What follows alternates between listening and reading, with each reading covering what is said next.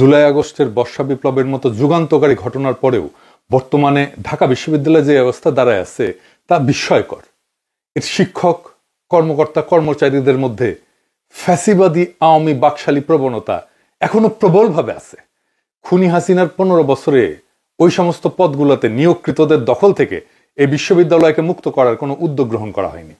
ফ্যাসিস্টদের দীর্ঘ শাসনামলে এইখানকার ভয়ঙ্কর আওয়ামী প্রশাসন, শিক্ষক সমিতি, ছাত্রলীগ মিলে কেবল শিক্ষার্থীদের নিগ্রহ করেই বসে থাকেনি, তারা এই দুঃশাসন এবং গোটা দেশ সাধারণ মানুষের উপরে অবাধ নিগ্রহ, গুম, খুন, চাঁদাবাজির পক্ষে নানা বয়ান এবং সম্মতি উৎপাদন করছে।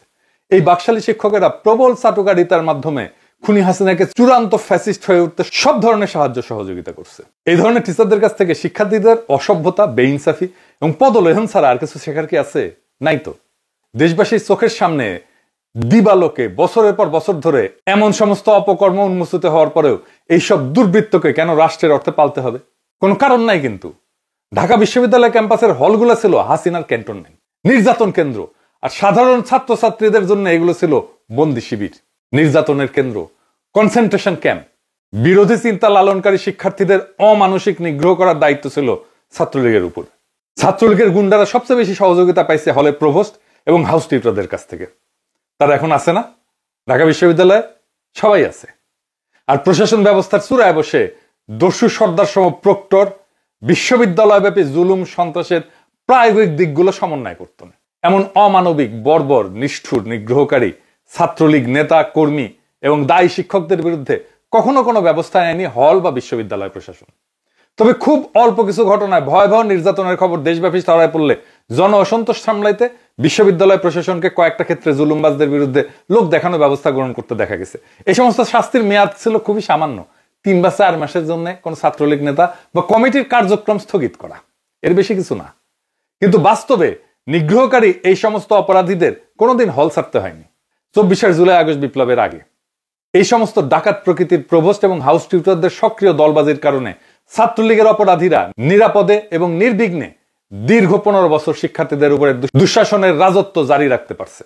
2009 সালে আওয়ামী লীগ ক্ষমতায় আসার পর থেকে সাধারণ শিক্ষার্থীদের কিছু সংখ্যককে ইসলামী জঙ্গি বলে অপবাদ দিয়া জুলুম এবং নতুনদের উপরে র্যাগিং এবং গেস্টরুম নিগ্রহ বেড়ে যায়। 2018 কোটা সংস্কার আন্দোলন চলাকালে বিভিন্ন হলে আন্দোলনকারী শিক্ষার্থীদের উপরে হামলা চালায় এই গুন্ডারা। শহীদ সার্জেন্ট জহুরুল হক হল সহ বিভিন্ন হলে শিক্ষার্থীদের মারধর করে তাদের শিবির, ছাত্রদল সহ নানা মিথ্যা অভিযোগ দিয়া পুলিশের হাতে তুলে দেওয়া হয়। 2019 সালে ডাকসু নির্বাচনের সময় হলগুলোতে শিক্ষার্থীদের ভোটদানে বাধা দেওয়া এবং ব্যাপকভাবে সাধারণ শিক্ষার্থীদের মারধরের ঘটনা ঘটে। আসেন আমরা কয়েকটা ঘটনা দেখি। 2022 সালে মানবাধিকার বিষয়ক ঢাকা বিশ্ববিদ্যালয় শিক্ষার্থীদের platform student against torture (SAT) এর একটা প্রতিবেদনে জানানো হয় 2022 সালে বিশ্ববিদ্যালয়ের হলগুলোতে অন্তত 27 জন শিক্ষার্থী ছাত্রলীগের হাতে মারাত্মক শারীরিক এবং মানসিক নিগ্রহের শিকার হয়েছেন। 2023 সালের 23 জানুয়ারি ঢাকা বিশ্ববিদ্যালয়ের বিজয় 71 হলের শাহরিয়াদ এবং সাব্বির নামে 2 শিক্ষার্থীকে শিবির অপবাদ দিয়া ছাত্রলীগের কয়েকজন নেতা ধরে নিয়ে যায়। সময়টা ছিল তখন ছাত্রলীগের নতুন কমিটি ঘোষণার। কারণ যারা হল কমিটিতে বড় পদ চাইতো তাদের নিষ্ঠুর আচরণের সক্ষমতা এবং পারঙ্গমতা প্রদর্শন করে দেখাইতে হতো। শাহরিয়াদ এবং সাব্বির ছিল ছাত্রলীগের নির্মমতার মহড়া, অর্থাৎ প্রদর্শনীর শিকার। 23 জানুয়ারি রাতেই 2 জনকে এক ছাত্রলীগ নেতার রুমে নিয়ে যায় সকলে মিলে বেদম পেটানো হয়। পরে সাংবাদিকরা রাত 3টার দিকে সেখানে গেলে ওই নিগ্রহ সামরিক সময়ের জন্য থামে এবং ভুক্তভোগীকে নিজেদের রুমে ফিরে যেতে দেওয়া হয়। সেই সময় দায়িত্ব পালনকারী প্রভোস্ট অধ্যাপক আব্দুল বাসেরের সঙ্গে যোগাযোগ করার চেষ্টা করলে তিনি কোনো সাড়া দেননি। এরপরে সাংবাদিকরা স্থান ত্যাগ করলে ছাত্রলীগের গুন্ডারা আবার সেই 2 শিক্ষার্থীকে ধরে নিয়ে আসে এবং সকাল 7টা পর্যন্ত তাদের উপর অমানবিক নিগ্রহ চালায়। খোঁজ নিয়ে পরে সকালে আবারও সাংবাদিকরা হলে আসেন। হাউস টিউটররা তখন সাব্বির এবং শাহরিয়াদকে প্রক্টরের কাছে নিয়ে যায়। যাত্রাপথে ছাত্রলীগের গুন্ডারা এদের অনুসরণ করতে থাকে। সেখানে ঢাকা বিশ্ববিদ্যালয়ের দুর্বৃত্ত প্রবণ প্রক্টর নির্যাতিত ওই 2 জনের কাছ থেকে বিশ্ববিদ্যালয় বিরোধী কোনো কাজে তারা অংশ নেবে না এমন একটা মুচলেখায় স্বাক্ষর দিতে বাধ্য করেন। এই প্রক্টর এখনো ঢাকা বিশ্ববিদ্যালয়ে আছে। উপস্থিত সাংবাদিকদের সহায়তায় এই ভুক্তভোগীদের শেষ পর্যন্ত তাদের অভিভাবকের কাছে পৌঁছে দেওয়া হয়। কিন্তু এত বড় একটা অপরাধের জন্য হল প্রশাসন বা প্রক্টর অফিস নিগ্রহকারী ছাত্রলীগের নেতা বা কমিটির বিরুদ্ধে কোনো ধরনের শাস্তিমূলক ব্যবস্থা গ্রহণ করেনি। 24 মে 2023 সংঘটিত আর একটা ঘটনায় সূর্য সেন হলের ছাত্রলীগের সাধারণ সম্পাদক সিয়াম রহমান এবং তার অনুসারীরা 4 জন ছাত্রকে সারা রাত বেদম মারধর করে। পরের দিন বিকালে এই সমস্ত নির্যাতিতদের কাছ থেকে মুচলেকা আদায় করে তাদেরকে হল থেকে বের করে দেওয়া হয়। এই ভয়াবহ ঘটনার পর সাংবাদিকদের প্রশ্নের জবাবে হলের প্রভোস্ট অধ্যাপক ডক্টর জাকির হোসেন ভুইয়া বলেন, কেউ এইটা নিয়ে তার কাছে নাকি কোনো অভিযোগ দেয়নি। এই জাকির হোসেন ভুইয়া এখনো ঢাকা বিশ্ববিদ্যালয়ে আছে এবং সে বলছে তাই তিনি এই বর্বর ঘটনা কিছুই জানেন না, একেবারে মাসুম বাচ্চা। এই দীর্ঘ 15 বছরের দীর্ঘ এই দুঃসময় এরকম কয়েক হাজার ঘটনা ঢাকা বিশ্ববিদ্যালয়ের হলগুলোতে ঘটছে, যা থেকে মেয়েদের হলের বাসিন্দারাও নিষ্কৃতি পায়নি। এর ফলে অসংখ্য শিক্ষার্থীর জীবন এবং ক্যারিয়ার পুরোপুরি ধ্বংস হয়ে গেছে। আর এমন সব ভয়াবহ নিগ্রহের ঘটনার জন্য ছাত্রলীগের নেতাকর্মীদের চেয়ে বেশি দায়ী সেকুলার মনোবৃত্তির আড়ালে মূলত ইসলাম বিদ্বেষী ঢাকা বিশ্ববিদ্যালয়ের আওয়ামী বাকশালী শিক্ষক, কর্মকর্তা এবং কর্মচারীরা, যাদের দখলে ছিল ঢাকা বিশ্ববিদ্যালয়ের শিক্ষক সমিতি। এইবার আসেন এই শিক্ষক সমিতি কেমন একটু বুঝে দেখি। শিক্ষকদের এই সমিতির সাবেক এক সভাপতি সম্পর্কে বলি। ডাকসু নিয়ে করার আমার প্রথম এপিসোডে ওর কথা আমি বলছি। এই অমানুষের নাম ডক্টর নিজামুল হক ভুইয়া, যার বিশ্ববিদ্যালয়ের শিক্ষক পদে আবেদন করারও ন্যূনতম যোগ্যতা ছিল না। এই প্রতিষ্ঠানে প্রথমে সে গবেষণা সহযোগী হিসেবে ঢুকছিল, পরে 1996 সালে অ্যাডহক মানে অস্থায়ী ভিত্তিতে বিশেষ প্রয়োজন মেটাতে এই মালকে প্রভাষক পদে নিয়োগ দেওয়া হয়। এই পচা মালটাকে তার শিক্ষা জীবনের প্রত্যেকটা পর্যায়ে সেকেন্ড ডিভিশন পেয়ে উত্তীর্ণ হয়েছিল। এসএসসি বলেন, এইচএসসি বলেন, সবশেষে ঢাকা বিশ্ববিদ্যালয়ের মৃত্তিকা বিজ্ঞান থেকে 2য় শ্রেণী পেয়ে স্নাতক এবং স্নাতকোত্তর ডিগ্রি সম্পন্ন করে। সেখানেও ফলাফলের খাতায় তার সেকেন্ড ক্লাস হইলেও নামটা ছিল সবার নিচে। উল্লেখযোগ্য কোনো গবেষণা সে করেনি, এমনকি মূল লেখক হিসেবে কোথাও কোনো গবেষণা প্রবন্ধ খুঁজে পাওয়া যায় না তার। অথচ সেই মালিক পরিণত হয় ঢাকা বিশ্ববিদ্যালয়ের কৃত্রিমান অধ্যাপকে। এই লোক টানা 3 বার ঢাকা বিশ্ববিদ্যালয়ের শিক্ষক সমিতির সাধারণ সম্পাদক ছিল, তারপর সভাপতিও হয়। এই হইল ঢাকা বিশ্ববিদ্যালয়ের শিক্ষকদের সংগঠিত হওয়ার এবং নেতা বাছাইয়ের রুচি এবং মানের দুরবস্থা। শিক্ষাঙ্গনের বাইরে এই ডাক্তার নিজামুল হক ভুইয়া পুরান ঢাকায় বিসমিল্লাহ টাওয়ার ব্যবসায়ী সমিতির সহসভাপতি ছিল। শিক্ষক নামের এই সমস্ত দুর্নীতিগ্রস্ত, অসৎ এবং গুন্ডা প্রকৃতির লোকজন দখল করে বসছে ঢাকা বিশ্ববিদ্যালয়। ভাবা যায় একজন বিশ্ববিদ্যালয়ের শিক্ষক পুরান ঢাকার বিসমিল্লাহ টাওয়ারে রড, বালু, সিমেন্ট এবং ফ্ল্যাটের বেচা কেনার ব্যবসা করে এবং এমন ব্যবসায়ীদের সমিতি দখল করে রাখে। আর তার সে নিয়ন্ত্রণহীন ক্ষমতার উৎস ছিল একটাই, সে হইল ক্ষমতাসীন দল আওয়ামী লীগ সমর্থিত শিক্ষকদের প্যানেলের নীল দলের নেতা। যেখান থেকে মনোনয়ন নিয়ে এই ডক্টর নিজামুল হক ভুইয়া শিক্ষক সমিতির সাধারণ সম্পাদক এবং সভাপতি হয়েছিল। এমন আরেক মাল ছিল ব্যবসা শিক্ষা অনুষদের তৎকালীন ডিন অধ্যাপক শিবলি রুবায়তুল ইসলাম। সে হাজারো গুম খুনের হতা কুখ্যাত র্যাব প্রধান বেনজির আহমেদের ডক্টরেট প্রোগ্রামের তত্ত্বাবধায়ক ছিল, সুপারভাইজার ছিল। খুন এবং নিগ্রহের জন্য মার্কিন সরকারের নিষেধাজ্ঞায় পড়া এই দুর্বৃত্ত পুলিশ অফিসারকে ঢাকা বিশ্ববিদ্যালয়ে পিএইচডি ডিগ্রি প্রদান করছে। চিন্তা করেন, যে বেনজিরের পিএইচডি প্রোগ্রামে ছাত্র হিসেবে যোগদানের আবেদন করার ন্যূনতম যোগ্যতাই ছিল না। দুর্বৃত্ত বান্ধব শিক্ষকেরা শর্ত শিথিল কইরা এই বদমাইশকে ভর্তির সুযোগ করে দিয়েছিলেন। এই অধ্যাপক নিজামুল হক ভুইয়া আর অধ্যাপক শিবলি রুবায়তুল ইসলাম শুধু এই দুইজনই না, এই বিশ্ববিদ্যালয়ে এমন শত শত দস্যু প্রকৃতির খুবই নিম্নমানের ফ্যাসিবাদী মনোভাবাপন্ন দালাল শিক্ষক ছিল এবং এখনো ঢাকা বিশ্ববিদ্যালয় তাদের দখলেই রয়ে গেছে। মেধাবী এবং যোগ্যতা সম্পন্নদের নিয়োগ না দিয়া নিজেদের আত্মীয় স্বজন, অনুগত দলীয় লোকদের ঢুকায় ফ্যাসিবাদের সহযোগীরা ঢাকা বিশ্ববিদ্যালয় একেবারে ধ্বংস করে ফেলছে। এবার আসেন দেখি আওয়ামী লীগ যেভাবে ঢাকা বিশ্ববিদ্যালয়ের দখল নেয়, কি সিস্টেমে। 1971 দেশ স্বাধীন হওয়ার পরে এই সোহরাওয়ার্দীর বডিগার্ড শেখ মুজিবের সরকার 1973 সালে সরকারি বিশ্ববিদ্যালয় সমূহ পরিচালনার জন্য একটা অধ্যাদেশ জারি করে, যা 73-এর বিশ্ববিদ্যালয় অধ্যাদেশ নামে কুখ্যাত। এটাতে ঢাকা বিশ্ববিদ্যালয় সহ মোট 4টা বিশ্ববিদ্যালয়কে স্বায়ত্তশাসিত প্রতিষ্ঠান হিসেবে ঘোষণা করা হয়। নামে মাত্র স্বশাসিত ঘোষণা করা হলেও মূল ক্ষমতা ফ্যাসিস্ট হাসিনার বাপ সোহরাওয়ার্দীর বডিগার্ডের হাতেই কক্ষিগত থাকে। এই অধ্যাদেশ রাষ্ট্রপ্রধানকে বিশ্ববিদ্যালয়ের চ্যান্সেলরের মর্যাদা দেওয়া হয়, আর সিনেটের প্রস্তাবের ভিত্তিতে চ্যান্সেলর বা রাষ্ট্রপতির হাতে ভিসি নিয়োগের চূড়ান্ত ক্ষমতা ন্যস্ত করা হয়। এর মধ্যে দিয়া সিনেট, সিন্ডিকেট এবং একাডেমিক কাউন্সিল ভিসি এবং ডিন সহ বিভিন্ন পদে ভোটাভুটির মাধ্যমে নিয়োগের বিধান চালু করা হয়। মানে ওইটারও ইউনিয়ন পরিষদ বানায় ফেলছে। ফলে যা হওয়ার তাই হয়েছে। মেধা, যোগ্যতা এবং গবেষণা চর্চার পরিবর্তে বিশ্ববিদ্যালয়ের শিক্ষকদের মধ্যে দলবাজির প্রতিযোগিতা এবং ক্ষমতাসীনদের মনোরঞ্জনের মাধ্যমে নিয়োগ এবং পদোন্নতি বাগানোর প্রবণতা তৈরি হয়। এই পুরা জিনিসটা তৈরি করছে মুজিব, সোহরাওয়ার্দীর বডিগার্ড। মাথা মোটা এক বেকুব একটা, একেবারে বিশ্ববিদ্যালয়গুলো ধ্বংস করে দিচ্ছে। পাকিস্তান আমলে জারি করা 1961 সালে ঢাকা বিশ্ববিদ্যালয়ের অধ্যাদেশে শিক্ষকদের রাজনীতি করার সুযোগ ছিল না। কিন্তু শেখ মুজিবের করা 1973 সালের জঘন্য এই আইনে শিক্ষকদের রাজনীতি করার সুযোগ দেওয়া হয়। মূলত তখন থেকেই শিক্ষা এবং গবেষণার পরিবর্তে শিক্ষকেরা রাজনৈতিক দলবাজি শুরু করে। এই নিকৃষ্ট মালগুলাই পরবর্তীকালে খুনি মুজিবের সাংবিধানিক একদলীয় বাকশালকে বৈধতা দেয়া এর পক্ষে নানান বয়ান তৈরি করতে থাকে। সোহরাওয়ার্দীর বডিগার্ড জয় বাংলা হয়ে যাওয়ার পরে তার দুঃশাসনের অবসান ঘটলে এমন সকল মতলবদের শিক্ষকদের শাস্তির আওতায় না আনায়, চাকরিচ্যুত না করায় তারাই বাকশালকে উন্নততর ব্যবস্থা হিসেবে প্রচার করা শুরু করে। তারপরে তারা বাকশালকে ভিন্নতর গণতান্ত্রিক ব্যবস্থা হিসেবে প্রচার করতে শুরু করে এবং শিক্ষার্থীদের ভুল দীক্ষায় দীক্ষিত করে তোলে। পরবর্তীতে এমন ভুল শিক্ষায় শিক্ষিতরাই বাংলাদেশের ইতিহাসকে পিছনের দিকে ঠেলে নিয়ে যায়। খুনি স্বৈরাচারী মুজিবের শাসনকে স্বাভাবিক ব্যবস্থা হিসেবে তুলে ধরে খুনি হাসিনার ফ্যাসিস্ট শাসন প্রতিষ্ঠার ভিত্তি রচনা করা হয়। 1973-এর অধ্যাদেশ জারির পরেই সে বছর 13 এপ্রিল ডক্টর আব্দুল মতিন চৌধুরীকে ভিসি হিসেবে নিয়োগ দেয় সোহরাওয়ার্দীর বডিগার্ড। 1975-এ 15 আগস্ট সোহরাওয়ার্দীর বডিগার্ড জয় বাংলা হয়ে যাওয়ার পরে 22 সেপ্টেম্বর ভিসি আব্দুল মতিন চৌধুরীকে অব্যাহতি দেওয়া হয়। তবে দুর্বৃত্তায়নের মাধ্যমে শেখ মুজিব আমলে নিয়োগকৃত ডিন, বিভাগীয় প্রধান এবং প্রফেসর সহ আওয়ামী লীগের দলীয় বিবেচনায় যারা শিক্ষক, কর্মকর্তা এবং কর্মচারী হয়েছিল তারা শপথেই বহাল থাকে।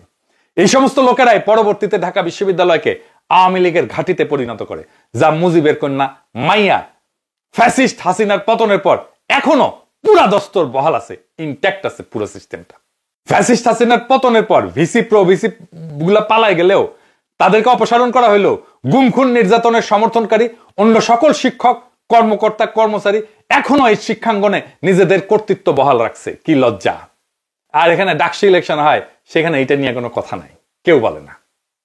36 জুলাই পরবর্তী সময়ে ঢাকা বিশ্ববিদ্যালয়ের শিক্ষার্থীরা আওয়ামী ফ্যাসিবাদকে সমর্থনকারী দালাল শিক্ষকদের ক্লাস বর্জন কর্মসূচি পালন করছে। তারপরেও নেতৃস্থানীয় কয়েকজন ছাড়া ভয়ঙ্কর অপরাধী শিক্ষকদের কাউকেই চাকরিচ্যুত করা হয়নি, যাদের অনেকের বিরুদ্ধে গুরুতর অপরাধ সংগঠিত করার অভিযোগে ফৌজদারি মামলা হওয়া উচিত ছিল। কিন্তু আজ পর্যন্ত তাদের একজনকেও কোনো ধরনের বিচারের আওতায় আনা হয়নি। এই দলীয়করণের মাধ্যমে মূলত আওয়ামী লীগের ঢাকা বিশ্ববিদ্যালয়ের শিক্ষক রাজনীতি শুরু হয়। দলীয় সমর্থন এবং ক্ষমতা অপব্যবহার করে এই সমস্ত শিক্ষকেরা বিশ্ববিদ্যালয়কে নিজেদের দলীয়, পৈতৃক এবং পারিবারিক সম্পত্তিতে পরিণত করছে, যেখানে তাদেরকে কোনো জবাবদিহিতা করতে হয় না। ঘৃণিত অপরাধ করলেও এই মালদের বিচারের মুখোমুখি হইতে হয় না। অযোগ্য এই শিক্ষকেরা বিভিন্ন সময় নারী শিক্ষক এবং ছাত্রীদের হেনস্থা, যৌন হয়রানি করছে। 2014 সালে ঢাকা বিশ্ববিদ্যালয়ের টিএসসি চত্বরে পয়লা বৈশাখের উৎসবে ছাত্রলীগের নেতাকর্মীরা নারী শিক্ষার্থীদের উপরে যৌন নির্যাতন চালায়, যা তখন দেশব্যাপী আলোড়ন সৃষ্টি করছিল। ঢাকা বিশ্ববিদ্যালয়ের ফলিত রসায়ন এবং কেমিকৌশল বিভাগের শিক্ষক এবং লেদার ইঞ্জিনিয়ারিং টেকনোলজি ইনস্টিটিউটের সাবেক পরিচালক অধ্যাপক মোহাম্মদ মিজানুর রহমানের বিরুদ্ধে নারী সহকর্মীকে হেনস্থা এবং যৌন হয়রানি করার অভিযোগ উঠছিল। এমন শত শত নিগ্রহের ঘৃণিত ঘটনায় ঢাকা বিশ্ববিদ্যালয়ের অজস্র ছাত্রী সাহস হারায় বহু নির্যাতনের অভিযোগ যথাযথ কর্তৃপক্ষের কাছে তুলে ধরেন নাই। তারা মুখ লুকায় গত 15 বছর দিনানিপাত করছেন। তেমন একটা উল্লেখযোগ্য ঘটনা ছিল আওয়ামীপন্থী শিক্ষকদের সংগঠন নীল দলের নেতা অধ্যাপক মোহাম্মদ মিজানুর রহমানের বিরুদ্ধে ওঠা শিক্ষার্থীদের অভিযোগ। জুলাই আগস্টের গণ অভ্যুত্থান চলাকালে এই অপরাধী সরাসরি আন্দোলনের বিরুদ্ধে ভূমিকা পালন করছে। এই মালের বিরুদ্ধে তার বিভাগে একাধিক নারী শিক্ষার্থীকে যৌন নিপীড়নের অভিযোগ আছে। এই সমস্ত কারণে ঢাকা বিশ্ববিদ্যালয়ের ফলিত রসায়ন এবং কেমিকৌশল বিভাগের শিক্ষার্থীরা কয়েকবার তার সব ধরনের একাডেমিক কার্যক্রম বর্জন করলেও বিশ্ববিদ্যালয় কর্তৃপক্ষ কখনোই এই লোকটার বিরুদ্ধে কোনো ফৌজদারি মামলা করেনি। এরকম অসভ্য শিক্ষকেরা এখন নানা বয়ানের মাধ্যমে আওয়ামী ফ্যাসিবাদকে ইনায় বিনায় স্থিতি এবং উন্নয়নের একটা রূপ হিসেবে প্রচার করা শুরু করছে। অতীতে এইভাবেই বৈধতা দেওয়া হয়েছিল একদলীয় মুজিবি দুঃশাসনকে। এই শিক্ষাঙ্গনে বৈশা ফ্যাসিস্ট শাসনের অনুসারীরা নিজেদের দলীয় গুন্ডা পান্ডা এবং সমর্থকদের নানা একাডেমিক ডিগ্রি এবং সুবিধা পেতে সাহায্য করছে এবং ভবিষ্যতেও করবে। এবার আসেন দেখি যেভাবে আওয়ামী সমর্থকদের নিয়োগ দিতে নতুন পদের সৃষ্টি করা হয়। ফ্যাসিস্ট আমলে নিজেদের দলীয় ক্যাডারদেরকে বিশ্ববিদ্যালয়ে নিয়োগ দিতে অভিনব সব পদ্ধতি উদ্ভাবন করা হয়েছিল, যার নজির পৃথিবীর অন্য কোনো শিক্ষা প্রতিষ্ঠানে নাই। বিভিন্ন সময় অপ্রয়োজনীয় এবং একই ধরনের নতুন নতুন বিভাগ ইনস্টিটিউট খুলে খুনি হাসিনার অগণিত সমর্থক এবং গুন্ডাকে শিক্ষক এবং কর্মচারী হিসেবে নিয়োগ দেওয়া হয়েছে। যেমন 2016 সালে মুদ্রণ এবং প্রকাশনা বিভাগ চালু করে এমন মানের সব লোক নিয়োগ দেওয়া হয়েছে যাদের এই পদে আবেদন করার যোগ্যতা ছিল না। রাজনৈতিকভাবে প্রভাবশালী ব্যক্তিরা তখন এদের অনেকের কাছ থেকে 30 থেকে 40 লক্ষ টাকা ঘুষ নিয়ে শিক্ষকতার চাকরিটাও জুটিয়ে দিছে। দলীয় সমর্থকদের নিয়োগ বাণিজ্যের কারণে একই ডিগ্রি দেওয়ার জন্য সে সময় নতুন নতুন বিভাগ চালু করা হয়। যেমন বিবিএ এবং এমবিএ ডিগ্রি একই সাথে ব্যবসা শিক্ষা অনুষদ এবং আইবিএ থেকে দেওয়ার পাশাপাশি ব্যবসা শিক্ষা অনুষদের 9টা বিভাগ আলাদাভাবে অভিন্ন ডিগ্রি প্রদান করে। ডিজাস্টার ম্যানেজমেন্টের 2টা বিভাগ এবং একটা ইনস্টিটিউট, অর্থনীতি বিভাগে 2টা বিভাগ এবং একটা ইনস্টিটিউট অভিন্ন ডিগ্রি দেয়। ইংরেজি বিভাগ থেকে যেমন 4 বছরের মেয়াদী অনার্স ডিগ্রি দেওয়া হয়, তেমনি ইনস্টিটিউট অব মডার্ন ল্যাঙ্গুয়েজ থেকেও ইংরেজিতে 4 বছর মেয়াদী অনার্স ডিগ্রি বিতরণ করা হয়। সামাজিক বিজ্ঞান অনুষদের অধীনস্থ জাপানি স্টাডিজ বিভাগ 4 বছর মেয়াদী অনার্স ডিগ্রি দেয়। একই সঙ্গে ইনস্টিটিউট অব মডার্ন ল্যাঙ্গুয়েজ থেকেও জাপানিজ ভাষার উপরে 4 বছরের মেয়াদী অনার্স ডিগ্রি বিতরণ করা হয়। কি তামসা! ঢাকা বিশ্ববিদ্যালয়ের সবচেয়ে বড় সর্বনাশ করছে সাবেক উপাচার্য মরহুম অধ্যাপক ডাক্তার ম.স. আরিফিন সিদ্দিক। এই মাল 2009 থেকে 2017 সাল পর্যন্ত অর্থাৎ হাসিনার আমলে টানা 8 বছর ভিসি ছিল। 2017 সালের 5 আগস্টে প্রকাশিত প্রথম আদালতের একটা প্রতিবেদনে বলা হয়, উপাচার্য থাকাকালীন এই 8 বছর সময়কালে তিনি 907 জন শিক্ষককে নিয়োগ দিয়েছেন। এর মধ্যে শেষ 3 বছর নিয়োগ দেওয়া হয়েছে 350 জন শিক্ষককে। নিউজ 24 এবং 2017 সালের একটা অনুসন্ধানী প্রতিবেদনে বলা হয়, এই 8 বছরে নিয়োগের ক্ষেত্রে শিক্ষাগত যোগ্যতা শিথিল এবং যোগ্য প্রার্থীদেরকে বাদ দিয়ে ঢুকানো হয়েছে অন্তত 78 জন দলীয় মালকে। ন্যূনতম যোগ্যতা ছাড়াই 10 জনকে নিয়োগ দেওয়া হয়েছে 2টা বিভাগে। এছাড়া নিয়োগ বিজ্ঞপ্তিতে উল্লেখ করা সংখ্যার চাইতে অতিরিক্ত হিসেবে ঢুকছে আরো 41 জন। বিশ্ববিদ্যালয়ের মতো কর্মক্ষেত্রেও স্নাতকোত্তর ডিগ্রি ছাড়াই নিয়োগ পাইছে 3 জন। রাজনৈতিক অসৎ উদ্দেশ্য থেকে এই সব নিয়োগ দেওয়া হয়েছিল। এক কথা, এই প্রক্রিয়ায় আওয়ামী লীগের নেতা কর্মীদের ভরে ফেলা হয়েছে ঢাকা বিশ্ববিদ্যালয়। ডক্টর পদবীধারী আরিফিন সিদ্দিকী যাদের শিক্ষক পদে নিয়োগ দেন, তাদের প্রায় সবাই ছিল ছাত্রলীগের সক্রিয় কর্মী। এমন সকল নিয়োগ দেওয়ার আগে এই কুখ্যাত উপাচার্য যাদের ঢোকানো হবে তারা দলের প্রতি শতভাগ অনুগত কিনা তা ছাত্রলীগের সভাপতি এবং অন্যান্য নেতাদের সঙ্গে বৈঠক করে যাচাই করে নিত। চিন্তা করেন, ছাত্রলীগের গুন্ডামির সঙ্গে কেউ জড়িত না থাকলে সে চাকরি দিত না কাউকে। এইভাবে বিভিন্ন সময় অপ্রয়োজনীয় বিভাগ খুলে অল্প সময় প্রচুর সংখ্যক অযোগ্য লোককে কেবল দলীয় বিবেচনায় নিয়োগ দেওয়া হয়েছে ঢাকা বিশ্ববিদ্যালয়ে। এই প্রক্রিয়ায় এই শিক্ষাঙ্গনকে আওয়ামী ফ্যাসিবাদের একটা দুর্গে পরিণত করা হয়েছে। নতুন নিয়োগ জুটানো শিক্ষক নামদার এই লোকগুলোর কাছে ফ্যাসিবাদী মতাদর্শিক এজেন্ডা বাস্তবায়নে ছিল মুখ্য বিষয়, যা চিরদিনই অব্যাহত থাকবে যদি তারা এই বিশ্ববিদ্যালয়ে কাজ করতে থাকে। জুলাই গণ অভ্যুত্থান পরবর্তীকালে এখন এই প্রতিষ্ঠানকে আওয়ামী ফ্যাসিবাদের নানান পর্যায়ের নেতাকর্মী এবং দালাল মুক্ত করার কাজ শুরু হয়নি। এরকম অজস্র সীমাবদ্ধতায় দিশাহারা আজকের ঢাকা বিশ্ববিদ্যালয়। আসেন আরেকটু বুঝে দেখি গবেষণার ক্ষেত্রে ঢাকা বিশ্ববিদ্যালয়ের কি দুরবস্থা। পশ্চিমের শীর্ষ বিশ্ববিদ্যালয়গুলোতে শিক্ষক হওয়ার জন্য পিএইচডি বাধ্যতামূলক। আমেরিকাতে যারা বিশ্ববিদ্যালয়ের শিক্ষক হন তাদের অনার্স, মাস্টার্স আর পিএইচডি ডিগ্রি ভিন্ন ভিন্ন বিশ্ববিদ্যালয় থেকে অর্জন করতে উৎসাহিত করা হয়, যাতে তাদের মধ্যে একাডেমিক বৈচিত্র্য বৃদ্ধি পায়। জ্ঞানের দুনিয়া একই বিশ্ববিদ্যালয়ের ছাত্রদের সেই বিশ্ববিদ্যালয়ের শিক্ষক হওয়াকে বলে ইন্টেলেকচুয়াল ইনব্রিডিং বা একাডেমিক এন্ডোগ্যামি। এর অর্থ হইল অনেকটা কুয়ার ব্যাং হয়ে থাকার মতো। এরা এমন একটা প্রাণী যাদের মধ্যে কোনো ধরনের বৈচিত্র্য বা ডাইভার্সিটি নাই, সে অন্য কিছু জানে না, তার এই বিশ্ববিদ্যালয়ের ক্ষুদ্র গণ্ডির বাইরে সে আর কিছু জানে না। কিন্তু ঢাকা বিশ্ববিদ্যালয়ে ঘটে পুরোপুরি উল্টা ঘটনা। তাই পশ্চিমের বিশ্ববিদ্যালয়গুলোতে দেখবেন যে তারা বিভিন্ন জায়গা থেকে গ্রাজুয়েশন করে, সেই রকম লোককে তারা টিচার হিসাবে নেয়। কিন্তু ঢাকা বিশ্ববিদ্যালয়ে ঘটে পুরোপুরি এর উল্টা ঘটনা। এখানে প্রায় সকল শিক্ষক একই শিক্ষা প্রতিষ্ঠান থেকে অনার্স, মাস্টার্স এই ডিগ্রি সম্পন্ন করে চাকরি বাগানে, কেউ কেউ তাদের পিএইচডিও এখান থেকেই সম্পন্ন করে। একই সাথে এখানকার শিক্ষকের বিরুদ্ধে অন্যের গবেষণা প্রবন্ধ নিবন্ধ থেকে চুরি করে পিএইচডি ডিগ্রি সহ নানা ডিগ্রি জুটায় নেওয়ার অভিযোগ আছে। আমি এটা আমার আগের এপিসোডে বলছি। এটা ছাড়া বিভিন্ন ভুয়া নিম্নমানের জার্নালে রিসার্চ পেপার প্রকাশ করে উচ্চপদ বাগানের ঘটনা অগণিত। যেমন ফিনান্স বিভাগের সহযোগী অধ্যাপক আবুল কালাম লুৎফুল কবির, আমি আগের এপিসোডে বলছি যে বিশ্ববিদ্যালয়ের সহকারী প্রক্টরের দায়িত্ব পালন করছেন, সে 98% হুবহু নকল করে পিএইচডি গবেষণা বা থিসিসের মাধ্যমে ডক্টরেট ডিগ্রি নিছে। দর্শন বিভাগের শিক্ষক অধ্যাপক ডক্টর রেবেকা সুলতানের বিরুদ্ধে পিএইচডি থিসিস চুরির অভিযোগ আছে। 2021 সালে একাডেমিক গবেষণায় চর্যাবৃত্তির দায়ে বিশ্ববিদ্যালয়ের গণযোগাযোগ এবং সাংবাদিকতা বিভাগের সহযোগী অধ্যাপক সামিয়া রহমান সহ 3 শিক্ষকের পদোন্নতি ঘটাইতে কর্তৃপক্ষ বাধ্য হয়েছিল। ফার্সি ভাষা সাহিত্য বিভাগের অধ্যাপক মোহাম্মদ বাহাউদ্দিনের বিরুদ্ধে এমফিল এবং পিএইচডি থিসিসে একই গবেষণাপত্র ব্যবহার করার অভিযোগ প্রমাণিত হয়েছে। রাষ্ট্রবিজ্ঞান বিভাগের শিক্ষক নুরুদ্দিন আলোর বিরুদ্ধেও পিএইচডি গবেষণার জালিয়াতির অভিযোগ প্রমাণিত হয়। 2014 সনে তার এই ডিগ্রি বাতিল করে মালটাকে চাকরিচ্যুত করা হয়। শিক্ষা এবং জ্ঞান সংশ্লিষ্ট এমন চুরি, জালিয়াতি এবং প্রতারণা বন্ধে বিশ্ববিদ্যালয়ের শিক্ষক হওয়ার জন্য পিএইচডি বাধ্যতামূলক এবং প্রাথমিকভাবে শীর্ষ পর্যায়ে অর্থাৎ Q1 জার্নালে রিসার্চ পেপার প্রকাশ হওয়া বাধ্যতামূলক করা প্রয়োজন। Q1 জার্নাল কি জানেন তো? এটা হইতেছে বিশ্বের সবচেয়ে মর্যাদাপূর্ণ গবেষণা পত্রিকা, যেখানে প্রকাশিত হওয়া মানে গবেষণার আন্তর্জাতিক স্বীকৃতি।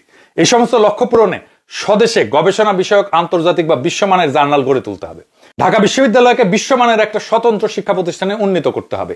এর জন্য এখনকার গবেষণার মান বা রিসার্চ কোয়ালিটি বাড়াইতে হবে। এটা করা সম্ভব হলে এই বিশ্ববিদ্যালয় নিজেই অনেক অর্থ উপার্জন করতে সক্ষম হবে। শুধু এর মাধ্যমে একটা শিক্ষালয় জ্ঞান চর্চার ক্ষেত্রে নিজেকে একটা স্বাধীন স্বায়ত্তশাসিত প্রতিষ্ঠানে পরিণত করতে পারে।